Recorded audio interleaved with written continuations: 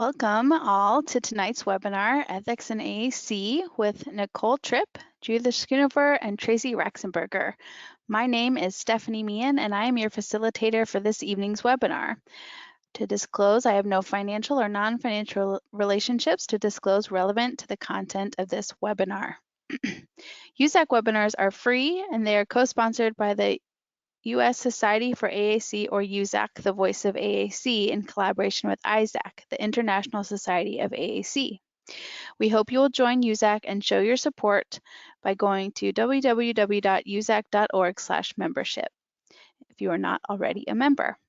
Thanks to USAC's Education Committee and to Franklin Smith, Executive Director of ISAC, for making this webinar series possible. Now let's quickly cover some logistics. Your microphones will be muted. You can ask questions by typing into the question box in the lower right-hand corner of your screen. Questions will be answered as time allows in the last segment of the webinar. We may group together questions that are similar. Also, questions that are not responded to during the webinar may be answered afterwards via email. We offer ASHA continuing education credits for our webinars. CEUs are free to USAC-ISAC members, and non-USAC members can pay $25 for the credit.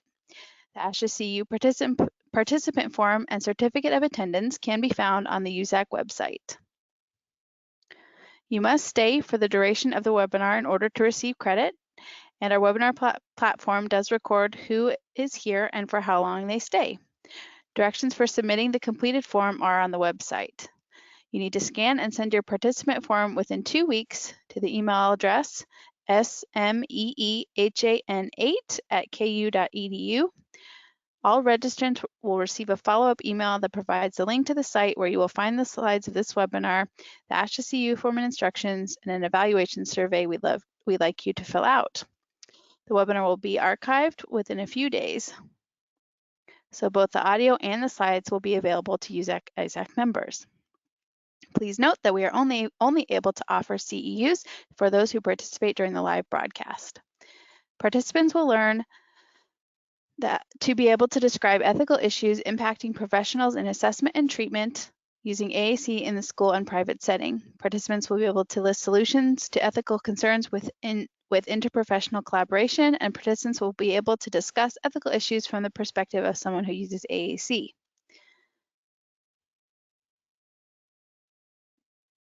To introduce our speakers, we have Nicole Tripp, who's a speech-language pathologist and AAC specialist working in a private practice with pediatric and adult populations. Nicole is currently the ASHA representative to the National Joint Committee for the Communication Needs of Persons with Severe Disabilities. Judith Schoonover is an occupational therapist and former elementary school teacher. She is certified as an assistive technology professional by RESNA. Judith has provided direct services in schools for more than 44 years and is a nationally and internationally recognized speaker presenting on the topics of school-based occupational therapy, transition, literacy, and assistive technology. Tracy Rakersberger, born with cerebral palsy, uses assistive technology for mobility, daily living, employment, computer access, and communication.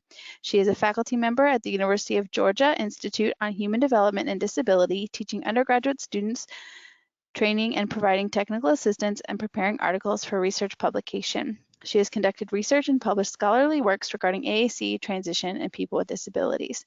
Thank you so much for agreeing to present, and we look forward to hearing from you now.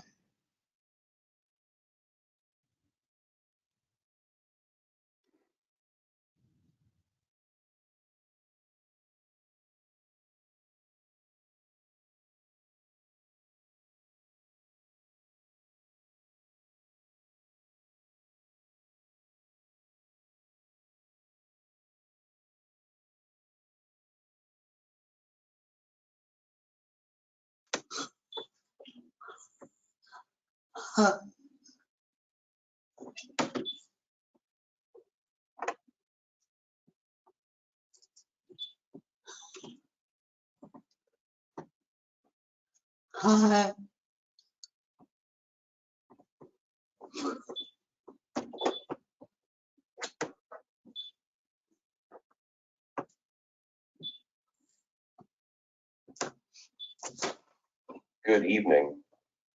Again, my name is Dr. Tracy Rakersberger.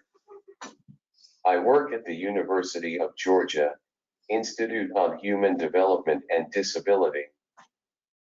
I am a public service faculty member, where I teach students, conduct trainings and technical assistance, and participate in research activities. I have a PhD in social foundations of education. You may hear, at some point, my dog Charlie. He tends to bark exactly when I am Zooming or using GoToWebinar. Tonight, I want to address some ethical situations professionals who support people who use AAC encounter. Some of these situations come from the work that I do as a professional working with people who use AAC. Other situations I have experienced as a person who uses AAC first. I want to talk about dealing with family staff wants versus person who uses AAC needs.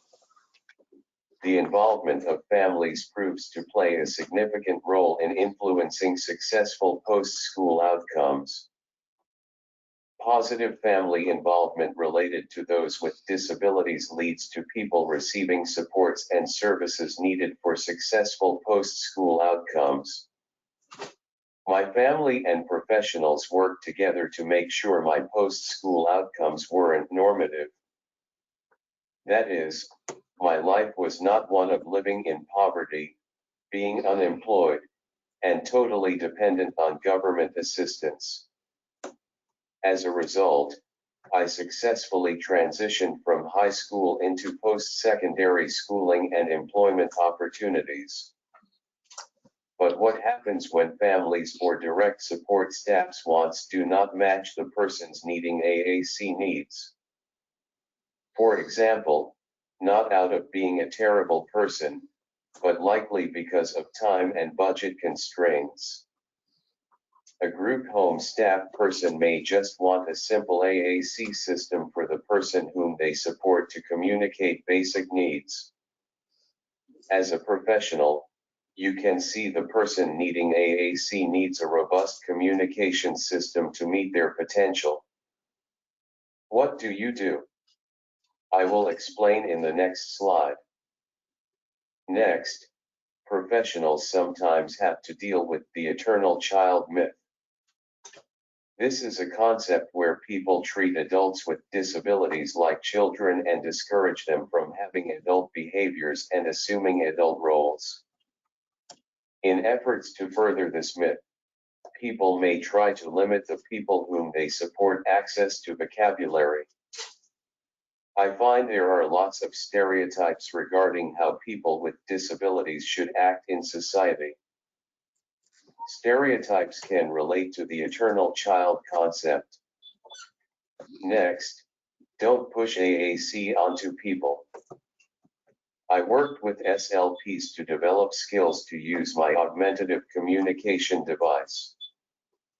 They taught me how to use icon sequences and about icon representation. However, I worked with them on improving my verbal skills as well. I have seen the field change to put a lot more emphasis on augmentative communication but little or none on improving a person's own verbal capabilities.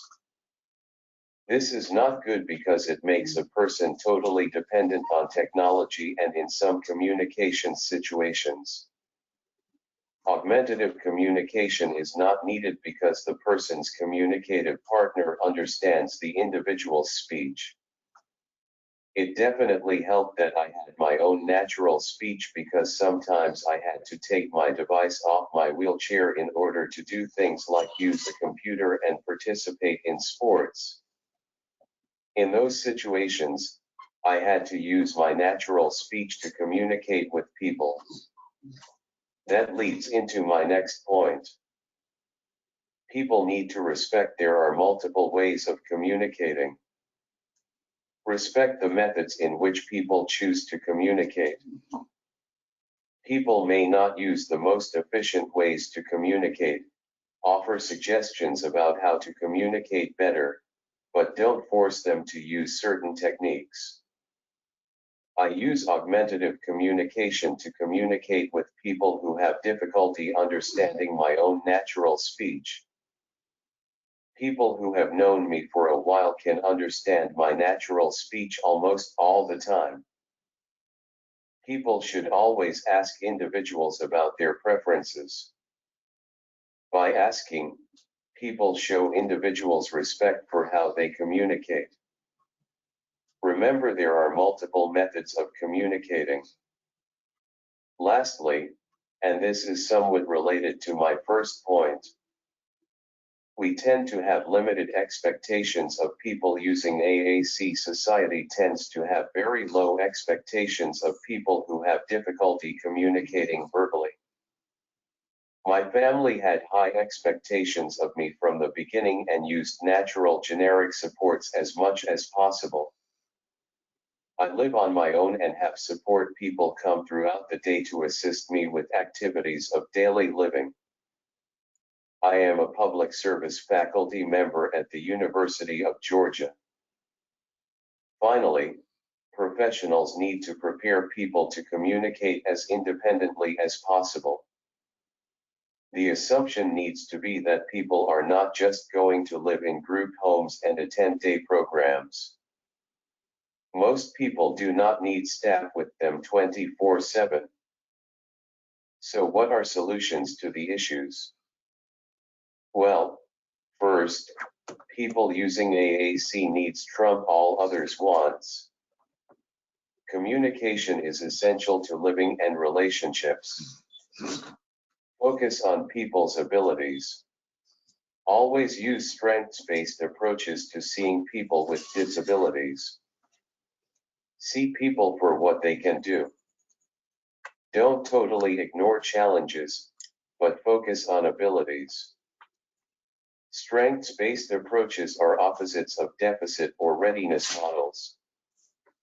Deficit or readiness models focus on what people can't do. These models often wrongly deny people access to education, employment, and community living opportunities. Next, it is important to remember that, even though someone is an adult, many people view individuals with speech disabilities as childlike, leading to the erroneous conclusion they are eternal children. A person who is 30 years old is not a child, and should not be treated as such. Plus, norms are changing. I am female, but use male voices because they best represent me. Plus, people are more apt to understand male voices.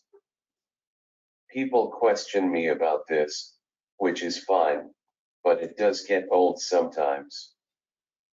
Also, it is so important for kids to be able to say things and be able to experience consequences. Next, if you want people to use AAC, set up real situations where AAC use is required. Don't force people to use AAC with people who can understand their natural speech or gestures. It's very frustrating and disrespectful. I have encountered a number of people who, even before trying to understand my natural speech or gestures, will insist on me using my device. In other words, they view my AAC device as the only way I should be communicating with them. This greatly upsets me. The fact is, devices used with other techniques are the most efficient style for me to communicate with others. This holds true for the vast majority of people who use augmentative communication. So, during COVID, I have found using the Zoom chat box way better than using my AAC device. I am using a text-to-speech reader on my computer to do this presentation, not my device. So having people support me in using different methods for communicating is important. People tend to use multiple ways to communicate. Be willing to accept a wide array of ways people can communicate. People may like using text, email, and other forms of asynchronous communication. The point could also apply to people who experience anxiety in socially interacting with others, causing difficulty with the communication process. That is, people may choose to communicate over a period of time, rather than one brief conversation. Finally, communication makes it possible for people to live independently. People who use augmentative communication need the support of others to succeed in their goals. Many individuals without experience or exposure to people who use augmentative communication tend not to look at their strengths first, but instead to focus on what they are unable to do. Unfortunately, every day, most persons encounter low expectations. Stereotypes and negative attitudes society holds about people with disabilities are the biggest barriers inhibiting their ability to succeed. There are a lot of outdated beliefs about people with disabilities. Today, we are still overwhelmed by attitudes regarding segregation and how much people with disabilities can contribute to society. That's it for me. Now, I will turn it over to Nicole.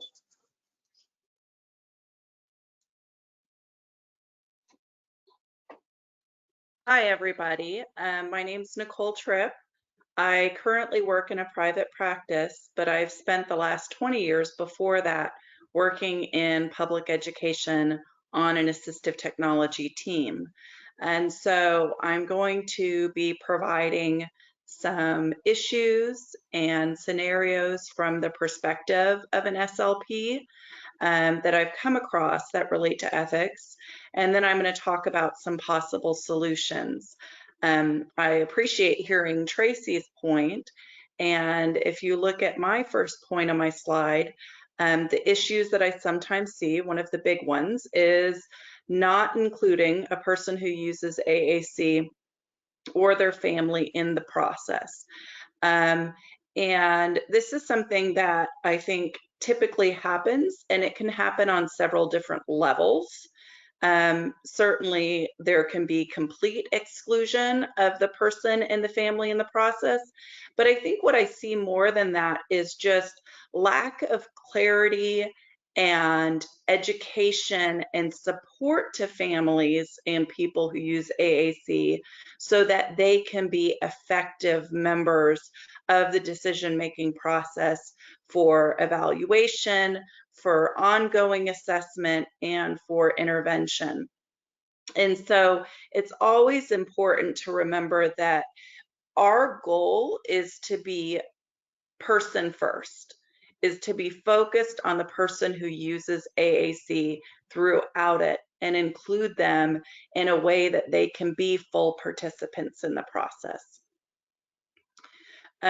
Something that leads into this, these all kind of interlink, is a lack of a thorough evaluation process, including other professionals. And so, you know, we often see decision making that can occur without really looking, as Tracy was mentioning, at the strengths of the client. So sometimes I think when we're looking at AT, people are just like, okay, well, I have to choose a tool. And so they don't do an effective evaluation to look at where the strengths are, to determine what features may match those strengths, to determine what is best for that individual, or including other professionals in the process. Oftentimes we have clients who not only have speech impairment, but also have other needs, physical needs that could be addressed through an occupational therapist or a physical therapist. And so lack of involvement of those people can be quite critical. And so what I mean is, if you're doing an evaluation on a client and you're looking at them and they have a motor impairment and you're looking at a communication device and you say, well, they can only point to 8 pictures on a screen. Well, if their language, if you've tested their language and you have a thorough assessment that shows that linguistically they are able to string thoughts together, make 3 to 4 word sentences, have great comprehension skills, you're really limiting them if you're only including 8 icons on a screen. And if you're not including an occupational therapist and a physical therapist to look at access methods, to look at how do I get more icons on a screen than just these 8, then you might be limiting their linguistic ability significantly. So including those other professionals is extremely important. And like I said, the thorough evaluation process that you're looking at all components, that you're looking at vision, you're looking at hearing, you're looking at motor skills, not just language, that you've got a whole picture of the strengths and the abilities of the user is very important. So another issue, and I see this across both schools and private practice, I think it's for different reasons in different places, is the one device fits all. Now, when I saw this in the schools, a lot of this came out of this idea that schools are moving to a lot of one-to-one programs. So a school district has decided to adopt that every student will get a Chromebook. And so then they wonder, well, why does this particular student need a different tool? Everybody's got a Chromebook. Everybody should use a Chromebook. What can they use on the Chromebook to communicate? There can also be a one device fits all in that scenario chosen because a school district has purchased something, provided training, all of the staff knows how to use Proloquo Go, and so they want to use Proloquo Go for every student because it streamlines the training process. So it's a lot of decision making related to funding and training, and not centered on the person who uses AAC and what their individual needs are. And I'm sure this is something that you all have come across or heard about. I think it's something that I read the most about when I'm looking at social media and hearing from families. I think that what I see in private practice in the one device fits all is that there are sometimes practitioners who are very unfamiliar with the breadth of assistive technology available on the market. And so they develop a relationship with a particular vendor and they get involved. That vendor comes to any AAC evaluation they may have. They try out the particular tools with that client, and then they recommend that. And so that is based on the SLP's comfort level. And again, not on the person who uses AAC. Another issue is cultural and linguistic diversity issues. I think that Tracy brought up a great point with this about how she chooses to use a male voice, and so that is a cultural and linguistic issue. But there are also issues that there may be families that speak a different language at home, and a device is chosen that does not have an option for them to be able to speak in a native language with family. Going back to the initial point of involving the person who uses AAC and the family in the process, if you ensure that they're involved in it, then you can make sure that any issues related to cultural and linguistic diversity are handled and done appropriately. Another issue that I see that comes up is the idea that there has to be a prompting hierarchy, that there has to be a certain level of prompting used with a client using a device. And if the client is unable to use a device with that level of prompting, or with no level of prompting, that it's not appropriate for them to have that device. And we all know that part of the learning process and the acquisition process requires some prompting. And so what I would see sometime in the schools when I was working there is when I'm initially teaching a child how to use a device, it requires a level of prompting for them to know how to use it. And then you get administrators that come back and say, Well, they require prompting. They're obviously not independent with their communication system. Why should we fund this expensive device if they need someone's support to be able to do it? So again, coming back to that funding issue. The next point is also, I think, a funding issue requiring low tech before high tech. There is a misperception that in order to use a high tech system, first someone needs to be able to demonstrate low tech. I have seen this implemented in school districts as a norm because it delays the process of having to purchase a high tech device. Without thinking of what that does to delay the communication of the person who uses AAC. And another piece of that is that I've worked with many clients who do not have the level of success with a low-tech picture communication board that they would have with a high-tech system. And so this is really limiting and really funding based and not based on the person who uses AAC. And then the final point that I have that I saw come up frequently is that there's an age requirement. And so a lot of times you'll hear people saying, well, they're 2 or they're 3 or they're 4, or no matter what the age is, that it's not appropriate for them to use communication, augmentative communication at that age, that they need to develop only verbal speech, and that the communication device will impair their verbal speech and keep them from being able to use that in the future. On the other side, I've seen age requirements of students that for whatever reason have not had access to augmentative communication for years and years. And as an older student or as an adult in a day hab, people say, well, they're too old now to try it. We've missed the window for them. And so, you know, those last 3, I think, really fall into this idea that we have these norms that people have to meet in order to be able to be AAC users. And if they don't fit in this perfect box, then it obviously isn't right for them. And all of that going back to failing to be a person-centered approach to AAC.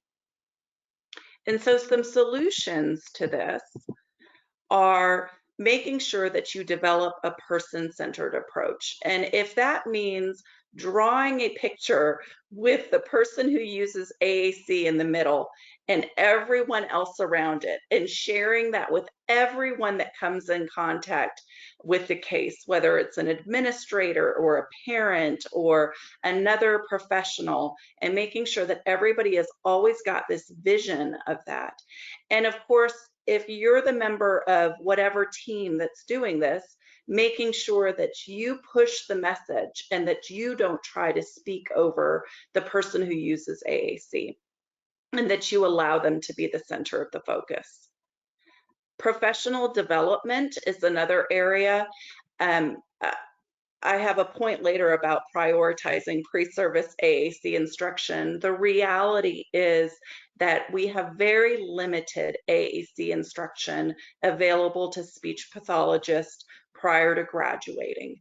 And so what does this mean as a professional? Does it mean that you go out and work in a setting where you're approaching someone with AAC and say, well, I didn't learn about that in grad school, so I guess I'll just figure it out? No, you go to professional development. You learn wherever you can. And this is critical as a professional. According to our code of ethics, we have an obligation to treat within our area of practice, which includes AAC. And when we're providing services to a client, we have an obligation to have the knowledge to treat them and not just say, well, I didn't learn about that back in school, so I have no options now. I think networking is also important. There are a lot of opportunities for networking. I am going to be sharing on the next slide both professional development and networking opportunities. There are a lot of other speech pathologists at various levels of knowledge with AAC. And those who have a high level of knowledge in AAC love to share with those who want to know more about AAC, because we know that there have to be more people that know how to do things in AAC to be effective to clients. In terms of prioritizing pre-service AAC, prior to serving on the NJC, I was involved with ASHA and SIG 12. And this has been something that I've really advocated for heavily, for there to be more stringent focus on pre-service AAC instruction. And there are challenges with this, both with what the CAA requires for schools to have, but also the lack of faculty that has the knowledge of AAC to teach a good course. Sometimes the courses are bringing in a couple of vendors and showing specific tools, and that doesn't necessarily meet the mark. Also, once you're in a school district, collaborating with leadership in a school district, if there is a push on technology being a one-to-one program, if you're not at the table with that, where you're making the decisions and talking about what's accessible and what individual needs a person who use AAC, then they're not aware of it. They don't have the training in the background. So it's really important to collaborate with leadership on this. And then also to collaborate with other professionals.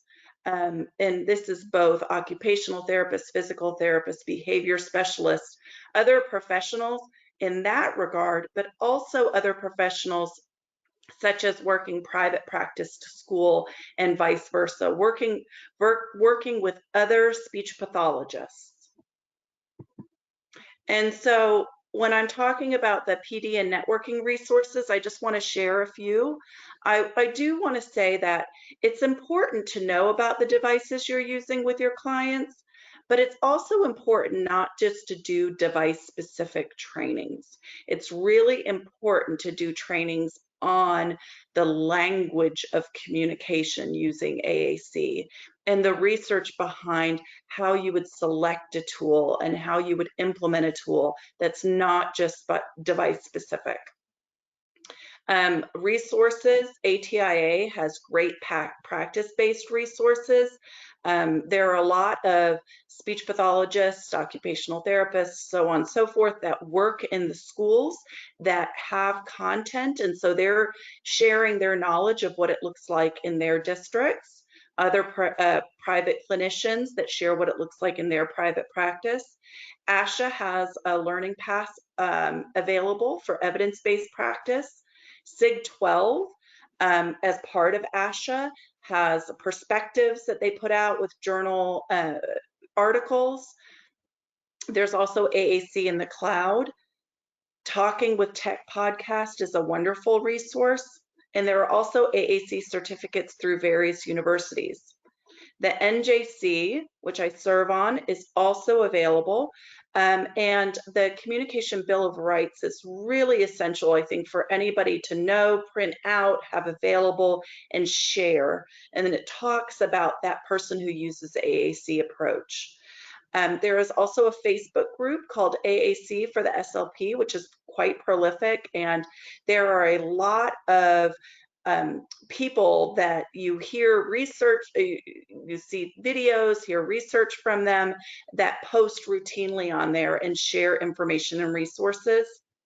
And Carol Zangari has a wonderful website called Practical AAC that has some great resources as well. So these are just a few things in my toolbox that I use, that I keep up with on a regular basis for those additional PD and networking resources. And now I am going to pass off to Judith so that she can share from the OT perspective.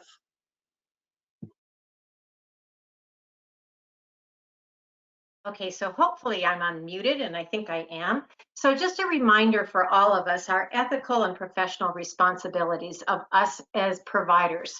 And that's us as providers as a whole, because we should be a village and not an individual. So those of you that are speech and language pathologists, here's a couple from ASHA's Code of Ethics. Individuals shall honor their responsibility to hold paramount the welfare of persons they serve. Individuals shall honor their responsibility to the public when advocating for the unmet communication and swallowing needs of the public. Occupational Therapy Code of Ethics indicates that OT personnel shall promote equity, inclusion, and objectivity.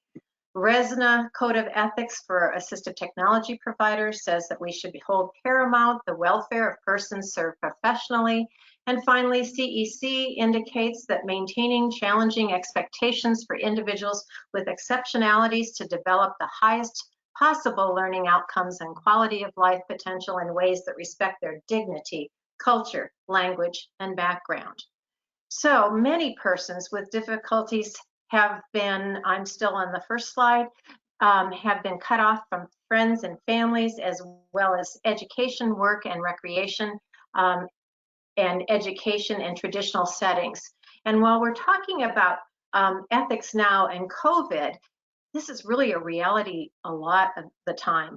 There are instances where communication supports have been setting specific, for example, classrooms with specific positioning and communication devices are shared by the individuals, or work sites where customized communication technology has been provided, and those are not as easily accessible during distance learning or telecommuting. Familiar care providers have not always been able to provide ongoing services and supports, and often individuals with severe disabilities and their families are facing challenges in participating in and benefiting from services delivered via telepractice. We know that there's inequity with the with bandwidth and everything else. Plus, masks are altering communication and present barriers to communication success and feel aversive to some. So in the next slide, we're just going to talk about the fact that communication is everyone's responsibilities. And OTs, speaking as an OT, we're not always invited to the table to address communication needs. And I'm happy to hear Nicole's response about how it should be everybody. But some of that's on OTs who may not promote what OT has to offer, not only for positioning and setup, taking in visual perception, range of motion, level of effort required to sustain attention and physical response. But OT should be recognized for their holistic approach and their the mental health aspect that forms the root of the profession. And sometimes, especially in school settings and in settings where insurance is billed, they are, OTs are kind of, well, their hands are tied because they are supposed to only address certain things. There was a time when OT was considered belly button up, PT belly button down, and speech was speech. Thankfully, times are changing and many organizations are using a team approach. Pre-service institutes are also changing, offering more interprofessional training. The goal of AAC is not to just be able to use a communication system, but to use it to improve the quality of life, which might mean going beyond fixed vocabulary systems and modeling and looking at the pragmatics of living life to the fullest. Next slide. So I don't know how many of you are familiar with Lauren Ender's work, but we have been fans in the district that I used to work in of her boot camp tips, and we used to attach them to all our communication devices. Some of the boot camp tips are on a page that I'm just going to glance at a couple of them, but the first one is just presuming potential. And I think that that's come out loud and clear with Tracy's comments and with Nicole's comments about the fact that everyone has the potential to communicate, and we just have to unlock which communication method is going to work. And when I say which, I mean how many of those communications methods are going to work, because bottom line is you can't use a dynamic screen device necessarily in the bathtub. So there has to be a whole system of communication supports. So some of the other recommendations on the AAC boot camp top 10 implementation tips are, include the providing robust core-based vocabulary from the start, as Nicole had talked about, pausing maybe longer than is comfortable for the communication partner, to give the communicator time to regroup and to express themselves, and interact with clients instead of testing. We need to find out not just what they can't say, but what they want to say. So I'm going to go on to the next slide. I recommend, if you haven't seen the AAC boot camp, to just take another look at it. It's wonderful. Nicole alluded to the fact that we know that one size does not fit all. As a group, we need to educate people with disabilities among diverse racial and economic communities about the range of technologies and possibilities that are available to them. It's not just that we need to be aware of them, but we need to educate others. And oftentimes there's an aspect of the haves and have-not that is just not fair. Perhaps people are not aware of the devices that can address a multitude of the needs.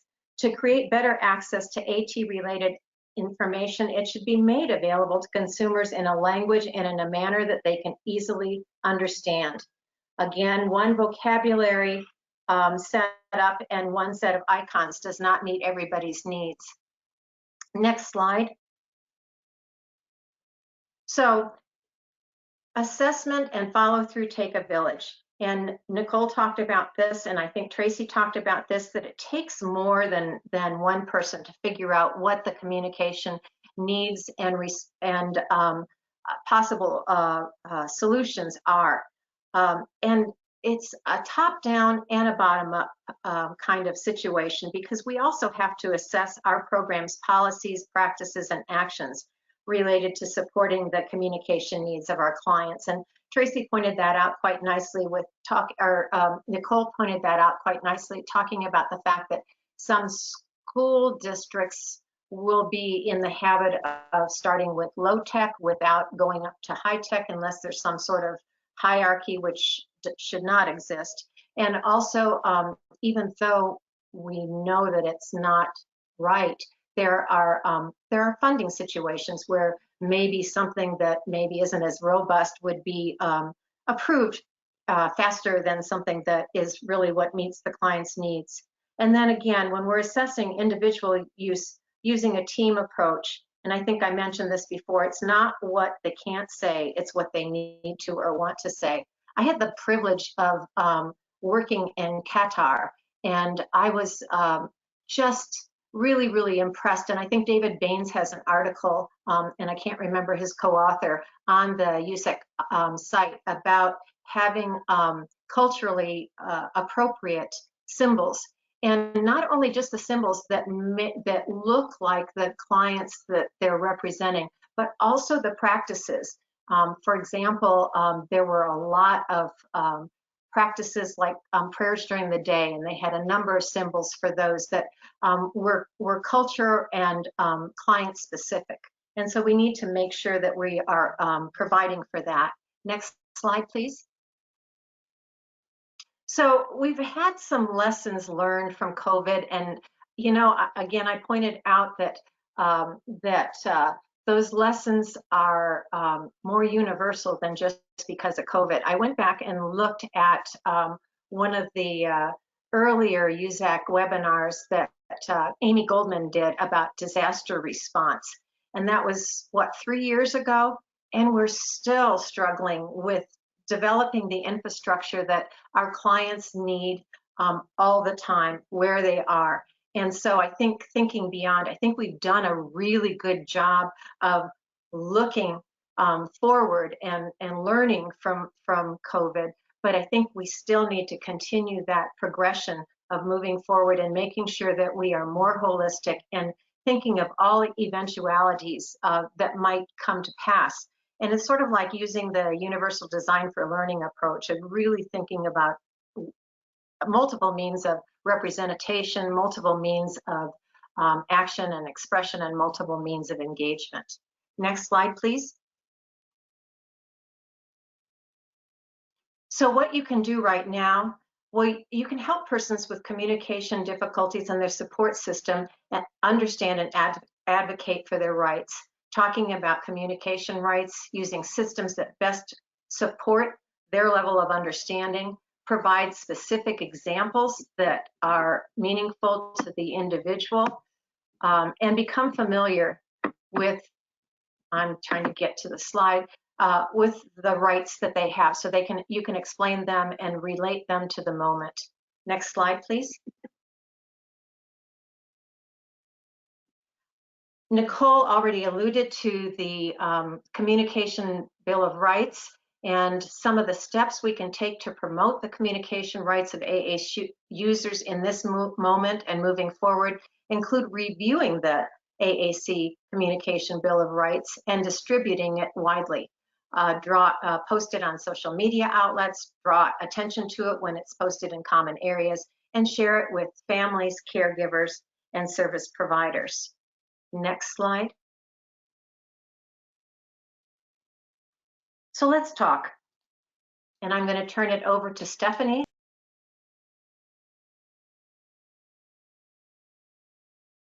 So she can direct our panel discussion. Thank you all so much. That was a fantastic information from you all and certainly gave me lots to think about. So we do have left, so I'm going to quickly check our question box here to make sure,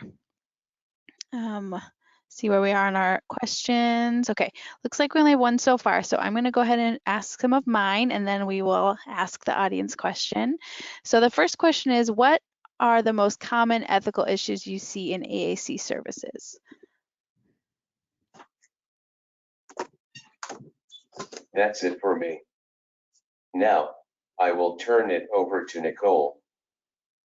Other than what I have already covered, the most common ethical issue I have seen in AAC services are recommending certain devices over others. Again, offer a wide array of ways people can communicate. Again, people tend to use multiple ways to communicate. Be willing to offer a wide array of ways people can communicate. Learn about new technologies available for interaction.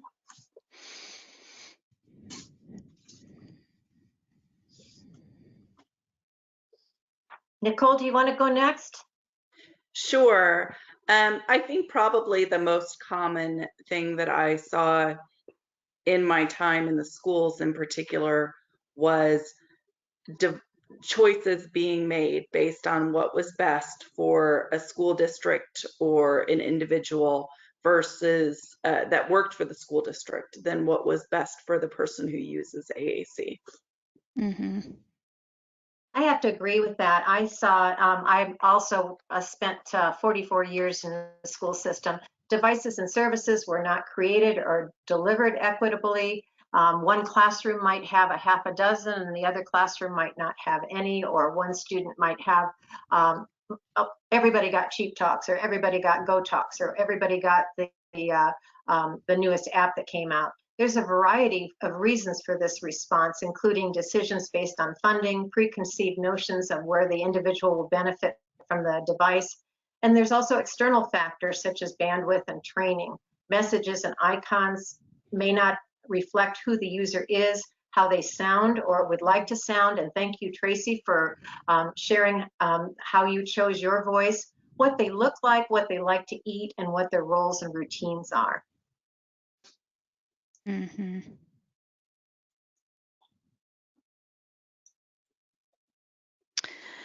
Just looking at our question box here. So I'm going to ask a couple of these and I'll get back to mine if there's some time left. So someone is asking if any of you know of educational programs that stress interprofessional practice and or education in either speech language pathology or OT or schools like special education practice.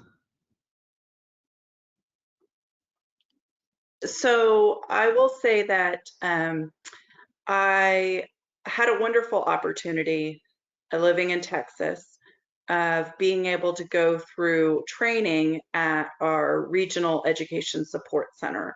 And we have those all throughout the state, and they did assistive technology team trainings, and it was required to send a multidisciplinary team from each district so that you could learn with each other, from each other, and plan for your entire district. If there are resources in other states, a lot of time education support centers will have something to look toward that. I will also say that ASHA has a commitment to interprofessional practice, and there is a website on the ASHA website, and if there's a way for me to email the link to it after the presentation, they have a whole website that talks about and gives scenarios of interprofessional practice for the profession. And this is Judy. I do think that it's our responsibility as professionals to advocate for that, to go back to our own universities, to volunteer to teach courses, and also to just make individuals more aware of the need for this. There's a lot of talk. Billy Ogletree from the NJC has written a number of articles about interprofessional practice, but also the pre-service interprofessional training. And we believe that it's really, really important. I think that some of those gaps that we see so often in our in treatments, where the device is left on the shelf when OT or PT come and get the kid because they are not the speech teachers. And that's an outmoded attitude, but until we change pre-service training, it's not going to change. And as Tracy and Nicole have pointed out, pre-service training doesn't prepare us for the realm of especially dynamic screen devices that are out there. And so people are a little tech frightened sometimes.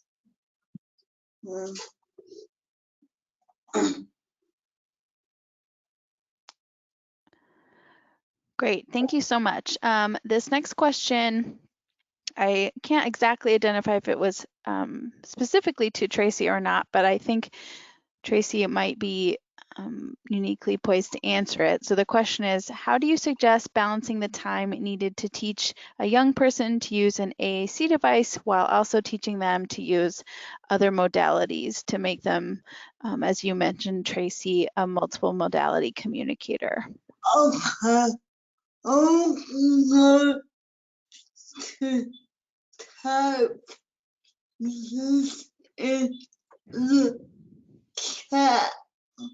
Okay.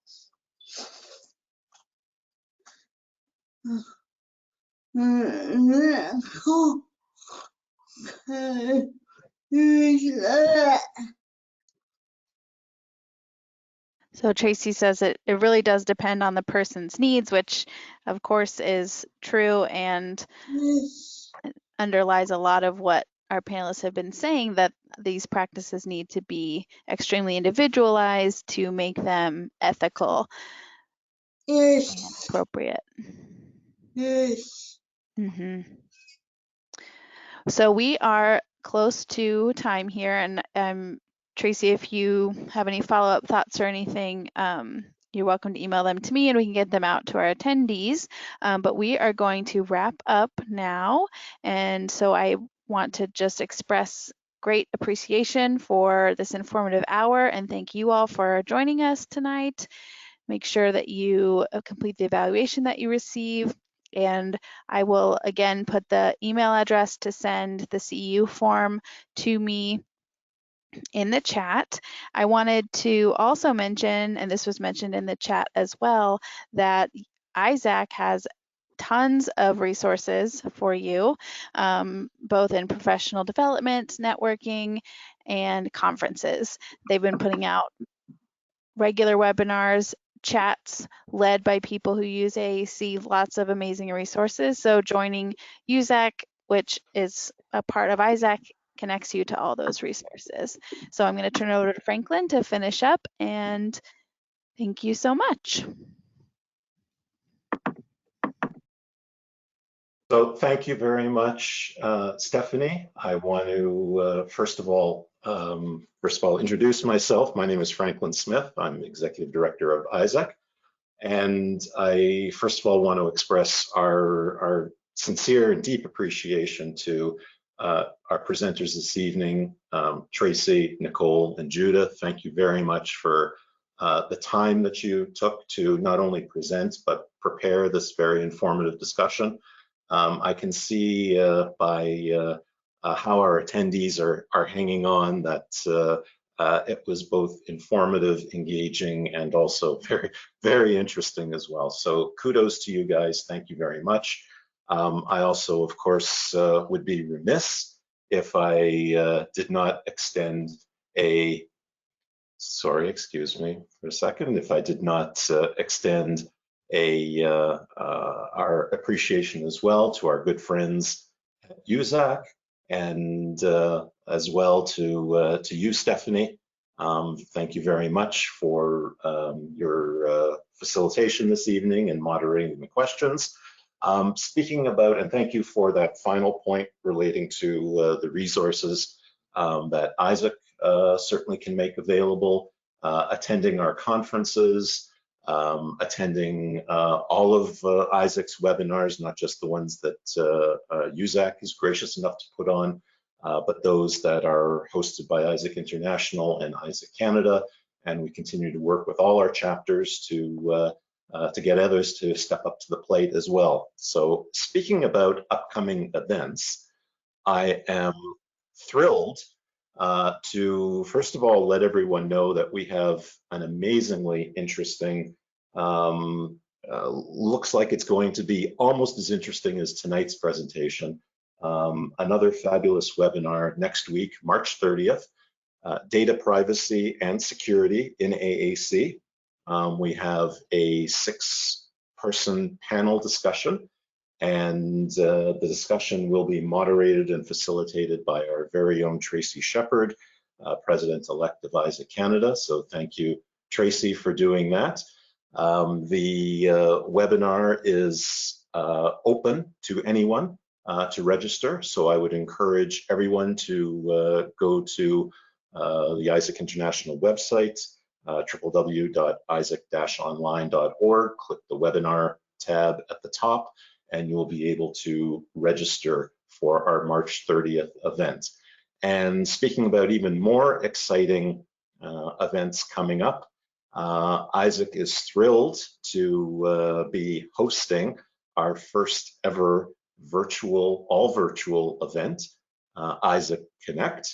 It will be held August 9th through August 12th. And I know all of you are asking how you can register. We are still on target for opening registration likely next week. So you will be seeing more communication on that.